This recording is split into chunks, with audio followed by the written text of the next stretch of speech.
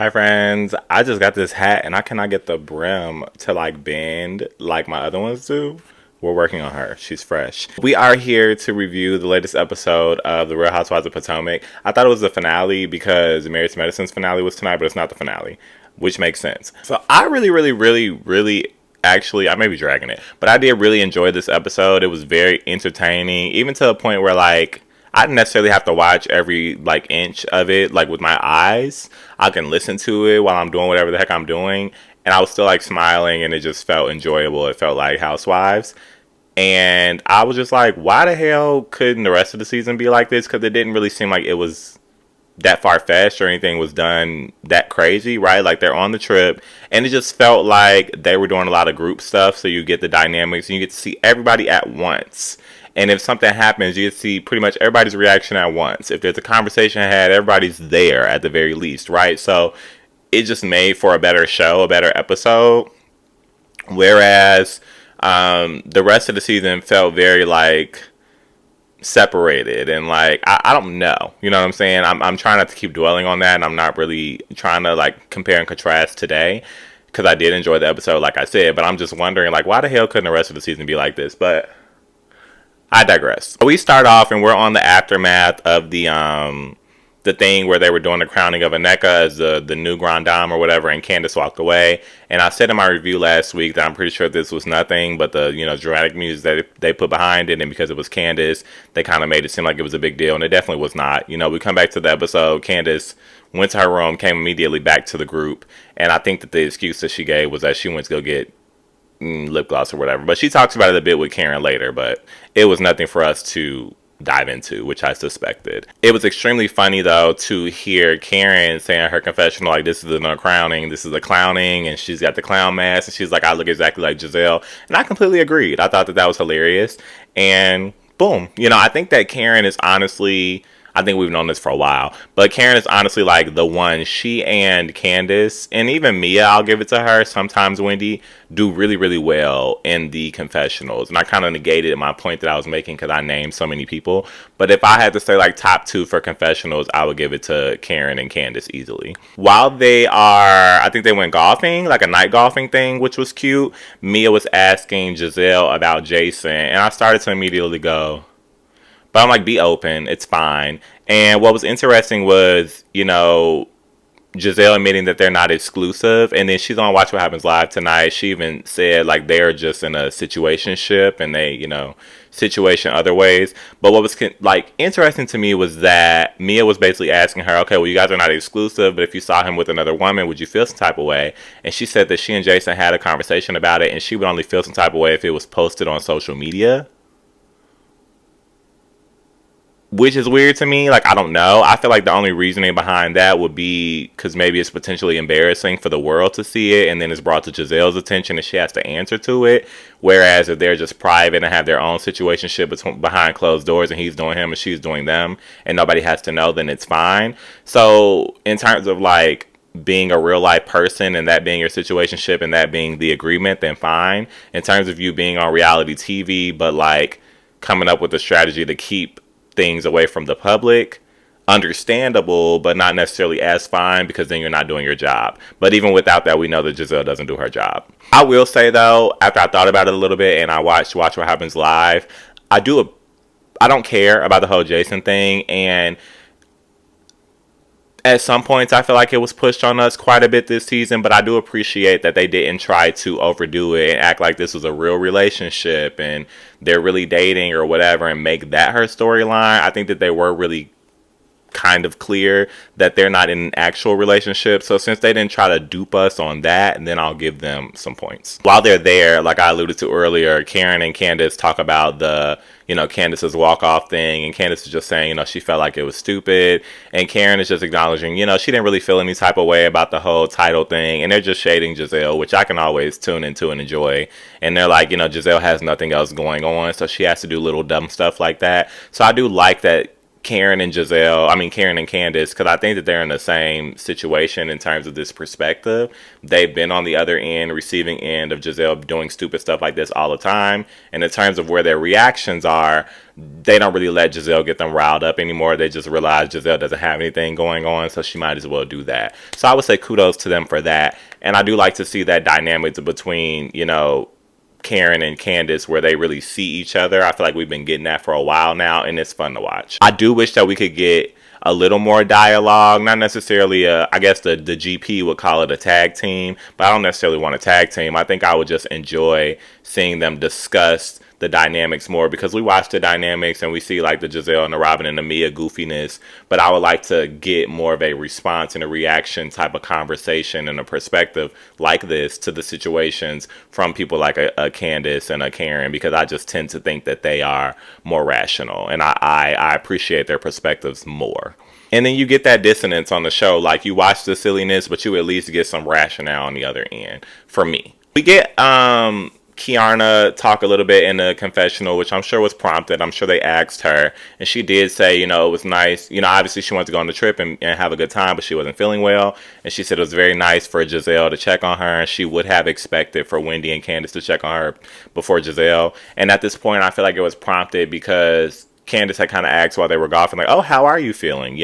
So she did at least ask. I say all that to say I just don't find that storyline or whatever the hell to be important or influential or substantive or compelling. Like, I don't care. I don't think that means anything.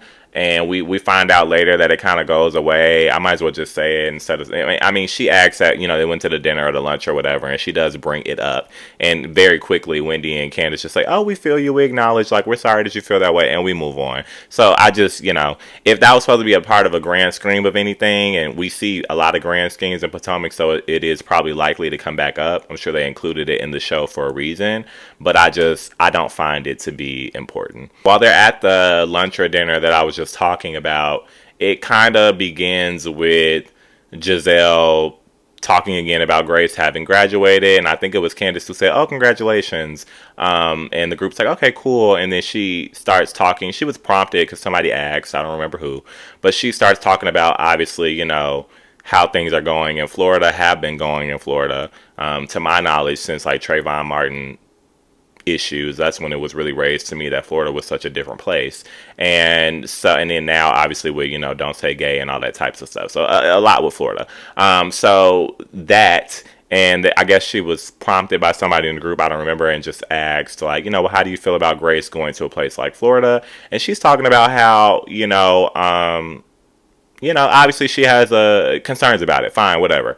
And we've heard about this. She says the same thing every episode. I think those are valid concerns. I think that's a valid personal story. I think it makes sense. I think it's a quick conversation that we can have in one episode and keep it moving. I don't think we need to keep talking about it unless we're going to go into detail and create awareness about what goes on in Florida. We touched on it, but if we're going to have a dialogue about it, then sure. If not, if we're just going to say we want Grace to be safe, cool, perfect, let's move on. I say all that to say, when I listen to, and this is before the stuff with Wendy and Candace happens with the faces, and we'll get to that.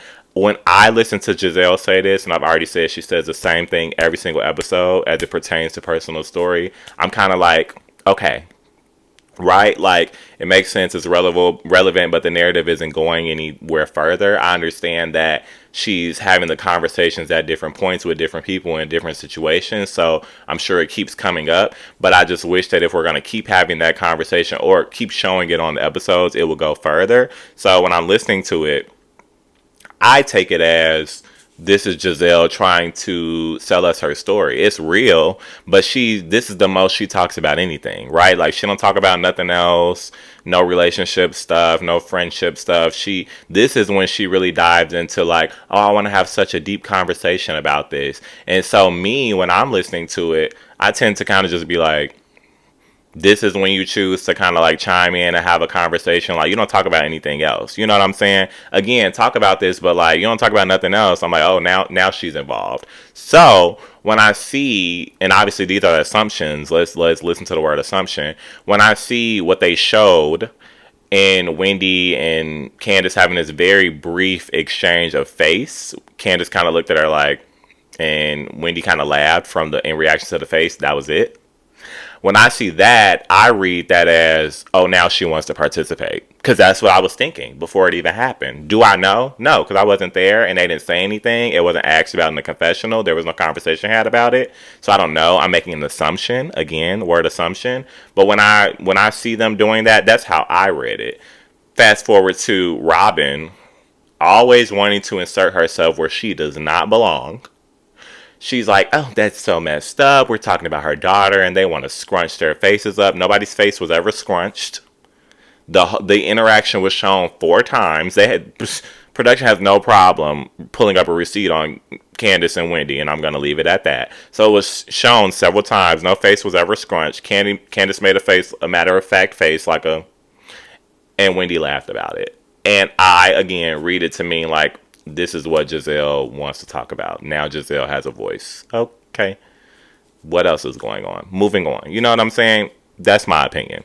But even after that, Wendy did chime into the conversation. And like I said, before that, I believe it was Candace who said congratulations about Grace graduating. And then even after that, Wendy added to the conversation. She was the one to really give color to the Florida thing, to say, like, you know, there is a lot of stuff going on there that would make you uncomfortable. I don't know if I would send my children there. So she chimed into the conversation. So I feel like that should be taken into consideration where you're trying to run with the narrative of, oh, they scrunched their face up at my daughter's story, because Wendy was fully involved in that conversation. Honestly, I feel like the entire table was involved in that conversation. And that lends us over to when Karen is saying, like, look at this. And she's kind of talking to Aneka, and she's saying, you know, just so you know, we have a lot of chaos, but when it's time to be there for each other and champion for each other and want, you know, the best for each other, we do show up. Nobody disagree, no weird faces. And I feel like Karen was saying that because it's like, look, we're having this conversation and everybody's involved.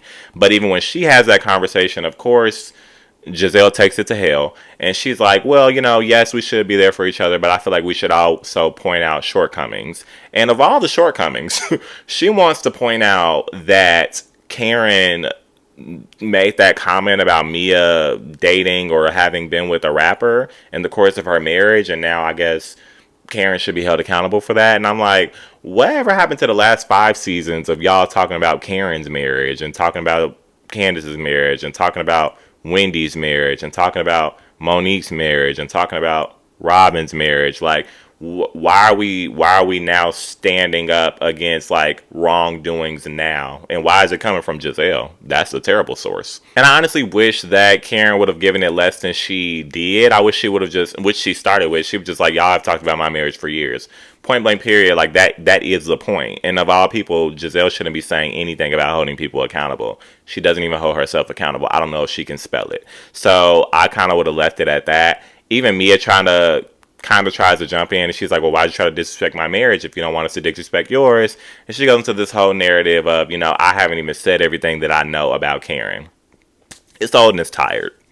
Just like ROBYN being on this show. Like, it's exhausting. Like, you keep saying that you know this stuff. If you really knew it, especially the way that Mia shows up on this show, we would have already heard it.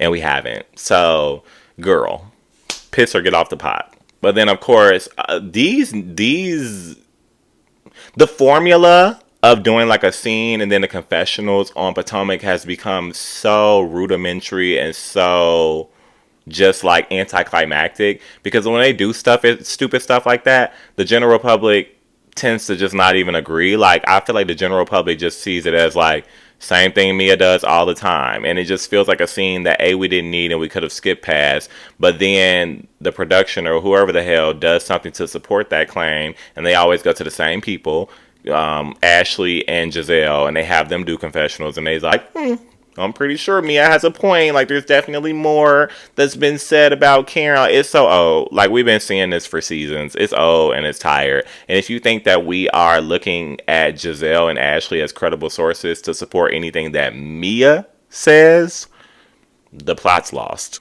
The little game that they played the next day I thought was really fun. And again, we got like a million group scenes in this episode, which is what I think made it so fun.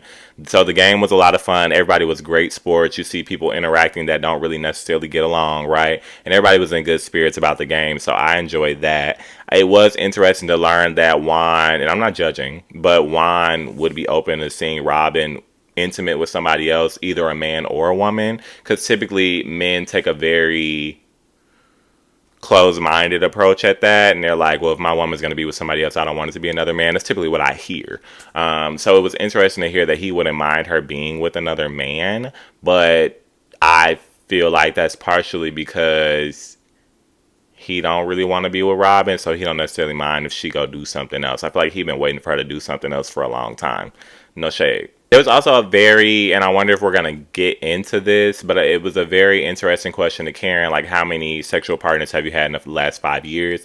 And to me, it did seem like she was thinking, and you know what I'm saying, I would not be surprised if Karen and Ray were in a, like, alternative type of situation within their marriage where Karen has done things outside of her marriage. It does not seem like we're ever going to get that tea. Like I said, it seems like the girls have been trying to get at it for a long time, and I don't know that it's coming.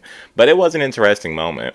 They went to the beach, and I believe they had like a lunch before they actually went down to the beach. And Ashley is like, we talked about during the game yesterday or earlier, we talked about her sex life, because she had been intimate outside of her marriage because she's going through a divorce. And she feels like it wouldn't be fair to discuss that side of things without discussing what's going on with her marriage.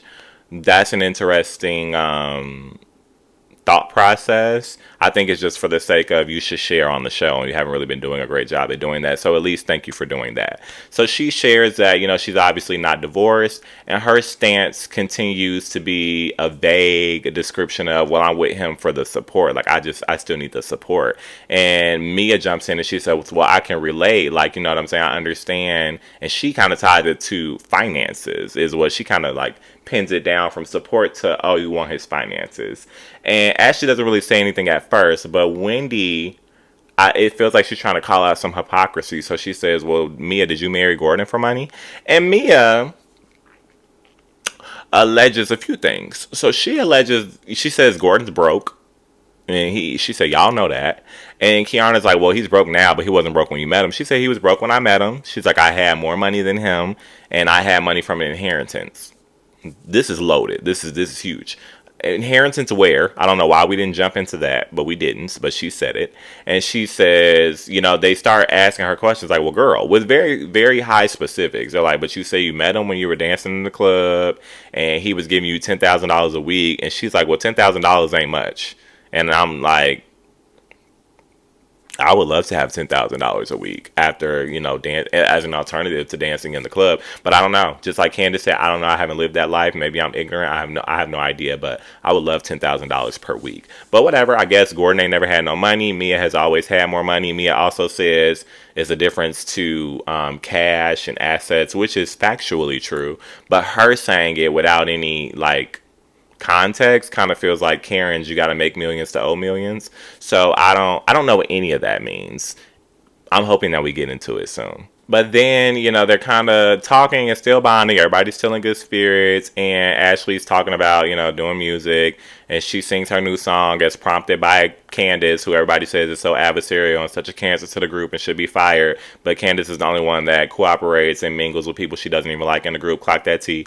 But, anyway, Ashley, sings her song Via Butter Knife, and the song to me sounded like Coffee in Love. Like, it sounded like Coffee in Love with new lyrics. But kudos to her for being creative and writing a song and finishing a goal. That's always nice. After that, they go down to the beach. I thought that again, same sentiment, another group event. You see dynamics. I thought it was fun to see them do the Potomac Illustrated based off Sports Illustrated pictures. I thought that was a lot of fun. Everything that Robyn has come up with to do on the group has been a lot of fun. You can tell that Robyn can be a girl's girl and can be a lot of fun when she gets up from under Juan's and Gizelle's thumbs, but that's a lot of thumb to be under. So I guess I understand, but I wish that she could step outside of that. I kind of feel like I'm understanding Candace now with this bone that she won't let go of. Robyn could really be a great friend. I want to be Robyn's friend, even though we're like, girl, pay it, pay it, pay it. It does seem like Robyn has the potential to be cool, but she also, there's a very fine line between Robyn's cool and Robyn's default, and Robyn's default is pretty sucky, as illustrated by the fact that she waited. So everybody's starting to go into the pool and they kind of separate. Of course, we get the group of losers that sit in the little cabana together, and Robyn's whispering. Now you're not so bold. Where's the speaker this year? Robyn's whispering, like, did you guys clock that, Candace and Giselle were making faces? I mean, Candace and Wendy. Did you guys clock that Candace and Wendy were making faces when Giselle was talking about her daughter? Like, they were scrunching up their faces. And Giselle's like, yeah, I didn't think you noticed. And they start kikiing about it and talking about how it's so terrible and blah, blah, blah. And this is when they played the clip not once, but twice.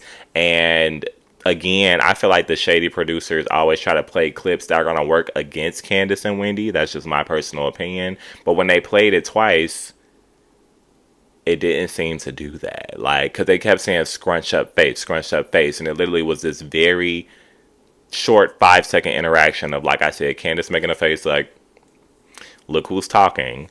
And Wendy going, that was it. So, I mean, obviously, I did appreciate the fact that I don't know if Wendy heard them or if she just saw them being isolated. And so that's when she walked up to the cabana, like, what are y'all talking about? So, and obviously, we got a cliffhanger at the end of that. So, I'm interested to see how that dialogue goes next episode, since, again, Robyn was whispering and not being direct about it, like what's being said. And I'm sure that there is great logic to explain the very simple face and very simple reaction of a laugh that happened at that dinner or lunch before everybody joined in on that conversation. So at that point, it's just Robyn trying to stir up mess and be Robyn. Again, Robyn was cool, and then that fine line came up, and Robyn was Robyn again. So I really, really did enjoy the episode. This felt like any type of like regular Potomac episode that we would watch and laugh through and see different things. You got the girls bonding a lot. You got a lot of dialogue. We got some tea in between about like, who's Karen slept with in 5 years and Ashley with her finances and Mia alleging that she had more money than Gordon and Mia with the basketball player. Like there was a ton of content in this episode, and it wasn't dark and it wasn't crazy. Obviously, we had our cringy points of Robyn trying to stir up drama and Giselle existing, but it just wasn't crazy, right? It didn't have to be this force. Honestly, it didn't feel like any producer stepped in at all this episode, and thank God, right? It just felt like it was happening. And even Kiarna felt like she fit and made sense. And Nneka was present. And, I'm interested to see what happens in the next episode, especially as it pertains to this conversation that Wendy has walked up on. So let's see what happens. And I am hopeful for another good episode. See y'all in the next one.